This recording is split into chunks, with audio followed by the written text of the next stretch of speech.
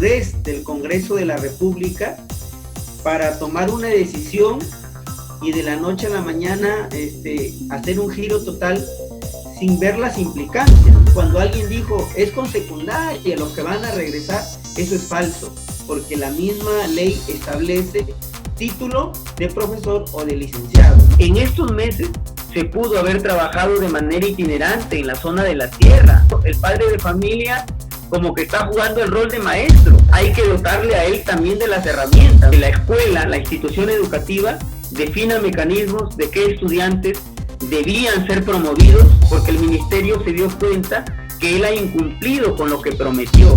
El Congreso ha dejado sin efecto la ley que pretendía reincorporar a 14.000 docentes cesados. Para analizar este tema hemos invitado al magíster William Bayona Martínez, quien es el decano del Colegio de Profesores.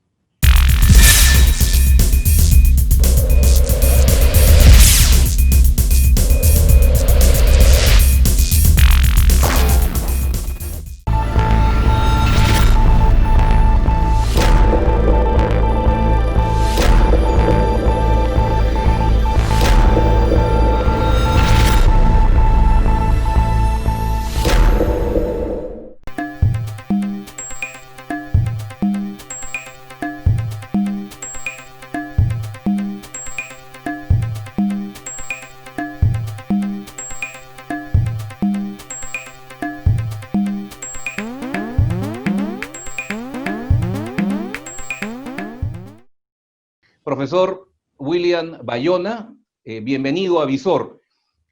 El Congreso, por 70 votos a favor, ha dejado sin efecto esta ley que pretendía, como hemos dicho en la presentación, incorporar o reincorporar a 14.000 docentes, quebrando por completo, ¿verdad?, todo nivel de meritocracia. ¿Qué opinión le merece esta vuelta atrás del Congreso, profesor Bayona? Bueno, nos parece un tema que no ha sido abordado con la seriedad del caso, pero además nos preocupa porque se ha jugado con la expectativa de, en el caso de Piura, cerca de 1,000 familias, porque hablamos que en Piura, en la condición de docentes interinos, hay un promedio de 1,000 maestros, de los cuales el 2014 eran 1,444. No obstante, el proyecto originario, el texto sustitutorio, que fue colgado hasta el día 13, tenía en su artículo número 2 un requisito básico, y eso es lo que nos llama un poco la atención, la inmadurez del Congreso de la República para tomar una decisión y de la noche a la mañana hacer un giro total sin ver las implicancias, ¿no? Y en este artículo 2 señala el literal A que el requisito básico para reincorporar es poseer título de profesor o de licenciado en educación. Es decir, se había generado una falsa expectativa porque aquellos que no tenían título, aquellos que tenían secundaria completa o estudios en curso, no iban a incorporarse. Y el Colegio de Profesores tenía una posición clara. Un profesional es reconocido a partir de la emisión de un grado académico.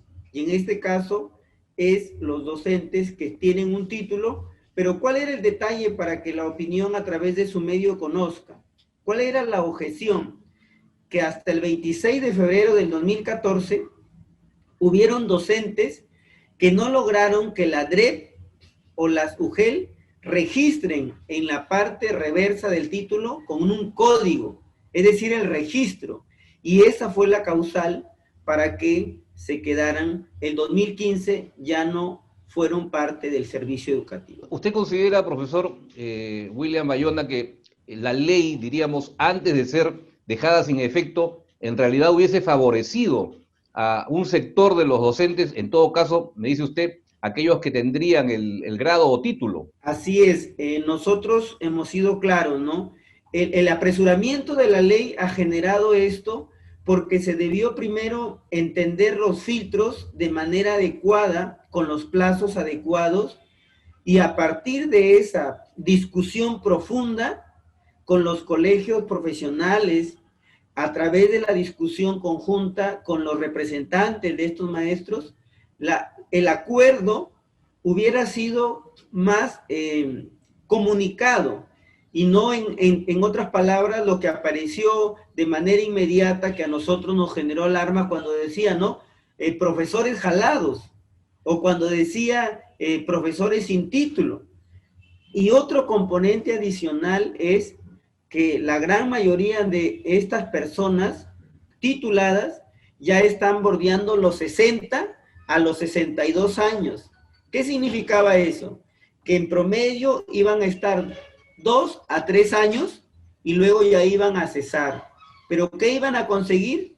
Los beneficios que les correspondían, ¿no? De estar en la carrera. Un agregado ahí, estos profesores que a nivel nacional fueron 14,000, cuando son sacados de la carrera pública, hasta el día de hoy no tienen seguro, hasta el día de hoy no tienen atención a salud, y entonces al pago de una afiliación a un sistema pensionario. Entonces esa era una alternativa para ellos, pero que el Congreso, bueno, ya en la tarde me acabo de enterar que por 70 votos, ¿sí?, en contra, con 30 y tantos a favor y 16 abstenciones, ha logrado detener el proyecto, y repito, ¿no? Ha sido una expectativa para muchos de ellos frustrante pasar de un par de días, de una semana, a este resultado, ¿no? En efecto, una ley que nació entre gallos, bueno, que se le dio viabilidad entre gallos y medianoches, ¿no? Porque en verdad la opinión pública y sobre todo el magisterio fue, diríamos, sorprendido, ¿no?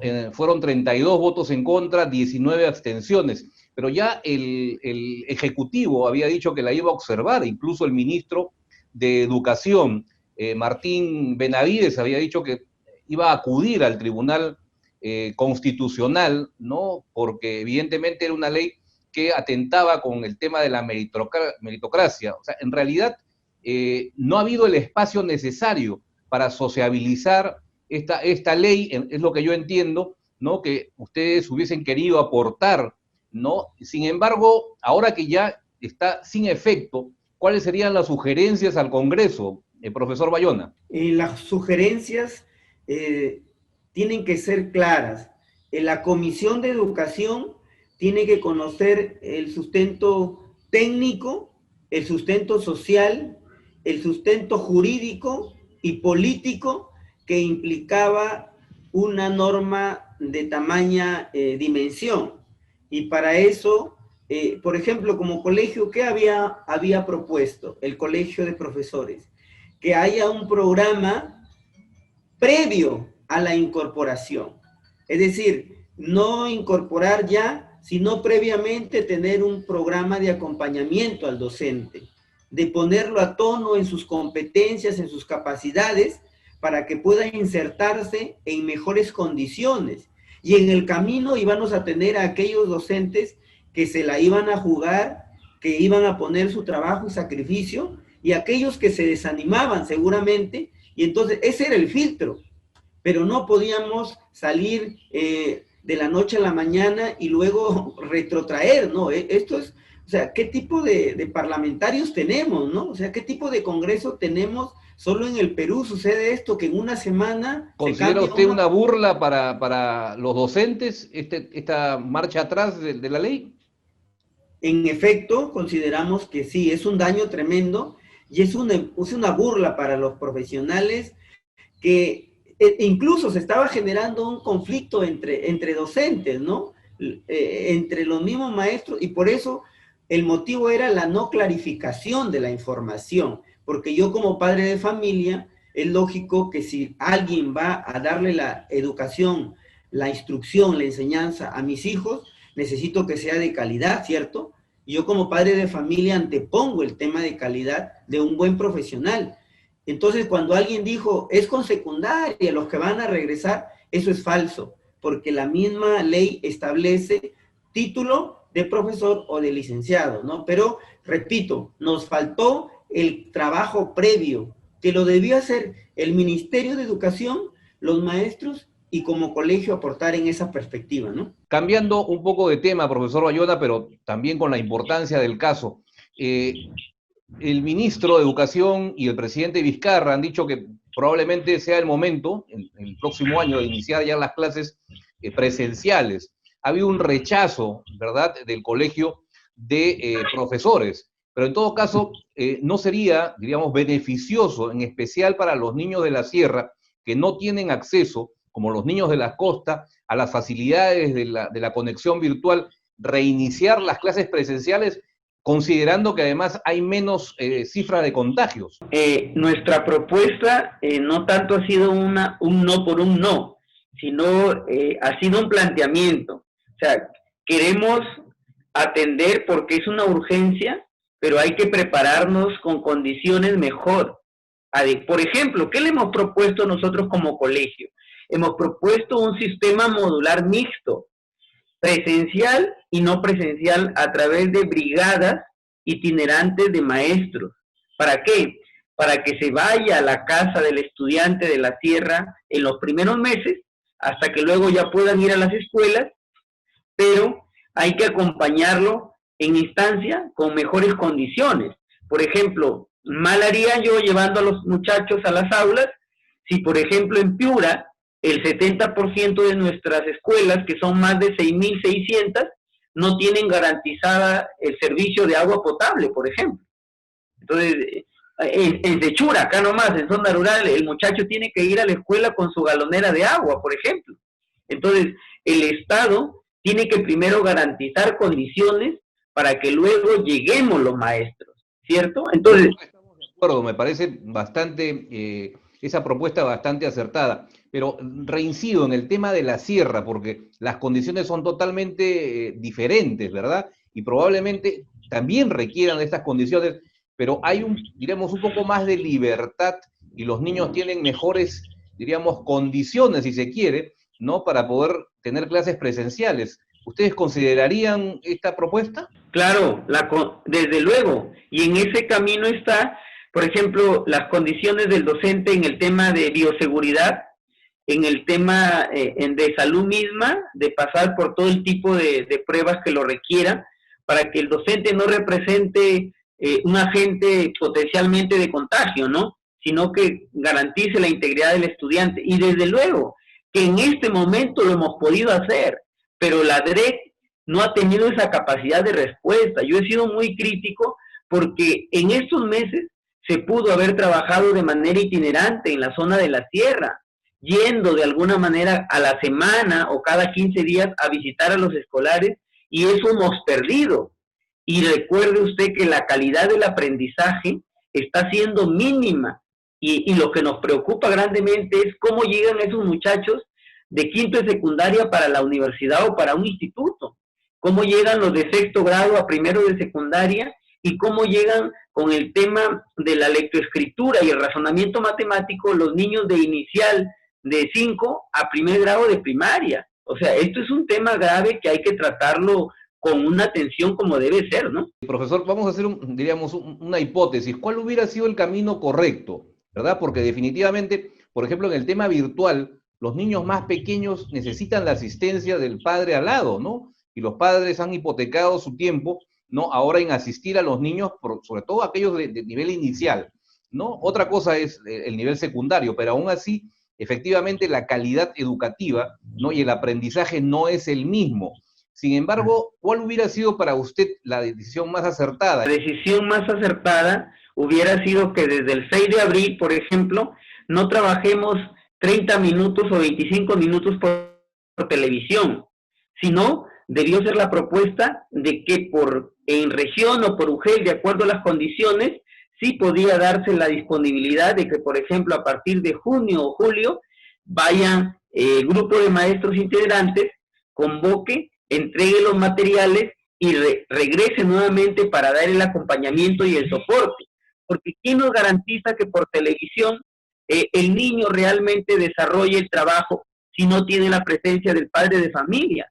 Y resulta que en este momento el padre de familia como que está jugando el rol de maestro en casa, y entonces hay que dotarle a él también de las herramientas, ¿no? Un padre de familia que emocionalmente, que laboralmente no tiene una fuente de trabajo, que quizás no tiene recurso económico, ahí también nos faltó como Ministerio de Educación dar el soporte a través de una brigada de atención psicológica para los padres de familia. Una llamada telefónica pudo ayudar en mejorar, ¿cierto? Pero, o sea, no hemos tenido esa perspectiva porque simplemente, y yo lo digo con nombre propio, hemos copiado el modelo de Costa Rica.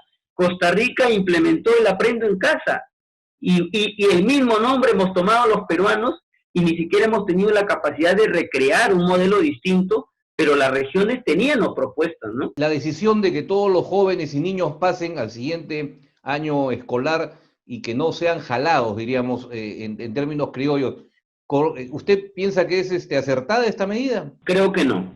En el análisis, la resolución viceministerial 193 que ha emitido el Ministerio de Educación es desacertada.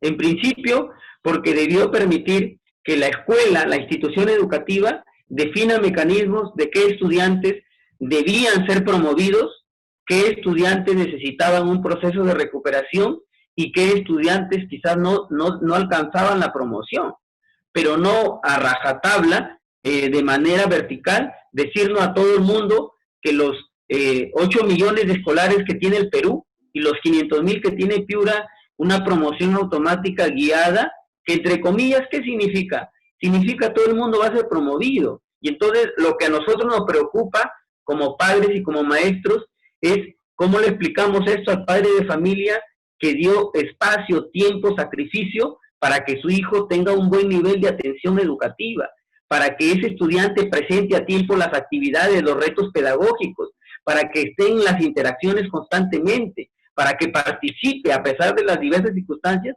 Entonces la valoración cualitativa no va a refrendar lo cuantitativo. Es decir, un muchacho en quinto de secundaria o en tercero y cuarto que tenga un 15, un 16, igual que otro estudiante que nunca se conectó, que nunca presentó una actividad, yo pregunto, ¿eso es equidad? Nos parece que no, nos parece que ha sido desacertada. Es premiar al ocioso y aquel que se la dio de vago en todo este año escolar, por llamar los términos que se utilizaban en el colegio. Pero profesor Bayona, para finalizar, en ese análisis que usted ha hecho, que efectivamente la calidad educativa ha disminuido mucho y el aprendizaje, ¿no?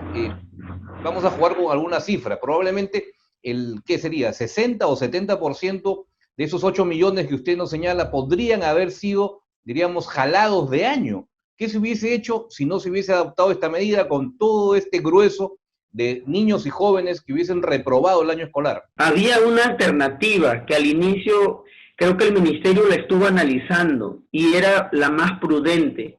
Debió trabajarse el 2021, los primeros meses, para tener al estudiante ya, si es que vamos a la parte de lo presencial, y ahí complementar su trabajo y recién allí, en el 2021, tener ya una valoración objetiva de el promedio del logro por estudiante, pero no en este momento a la carrera. ¿Y por qué ha sido la carrera? Porque el ministerio se dio cuenta que él ha incumplido con lo que prometió. O sea, si yo el 6 de abril me comprometí a brindarles condiciones como 1 millón de tablets a los estudiantes de los quintiles de pobreza, y hoy salgo en noviembre a decir que ya van a llegar y ya estamos a un mes de acabar, entonces ante esa necesidad el ministerio quiere quedar bien con los padres, y hay un mensaje claro, y aquí puntualizo, hay padres que se están desmotivando, hay estudiantes que están diciendo, bueno, profesor, si todos vamos a pasar de año, y entonces ahí los maestros tenemos que trabajar doblemente para convencerlos y decirles que valoramos el esfuerzo de los estudiantes y los padres de familia de manera diferenciada. Para recibir notificaciones de los nuevos contenidos que publicaremos en Visor en Facebook, dale clic a me gusta o a los 3 puntos y marca en el desplegable la opción seguir. En YouTube, dale clic a suscribirse.